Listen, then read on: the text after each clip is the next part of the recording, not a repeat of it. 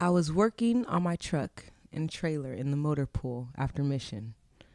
I was coming from under the truck on a maintenance creeper and lost my balance, slamming into the back corner of another truck. I passed out for a moment. With so many people in Iraq being injured by IEDs, I felt like my injury held less importance. This was the beginning of an unforeseen struggle. Dear Malachi, you're not here yet, but my history will affect your future. Before my injury, Mommy was friendly. I rarely got upset, goal-oriented, and I saw the good in everyone. My motivation level was so high, I would go to the gym 3 hours a day, even after missions. I made sergeant within 2-year window and maintained a perfect score on my PT tests throughout my career.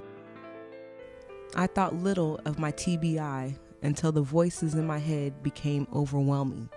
Finally, I was found on the side of the road confused on an empty tank of gas. In my mind, I was on my way to the White House. The police took me to the hospital. My mother came to help me, and I cursed her out for moving pillows around in my house. In my mind, everyone was my enemy.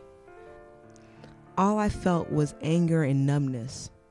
I could no longer cope with life. I still have bad days, but my husband can attest to my better days.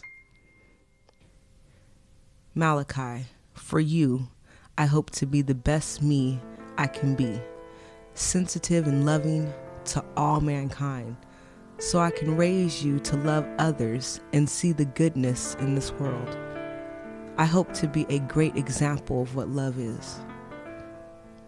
I still have a long journey ahead, but I have come a long way since being confused on the side of the road.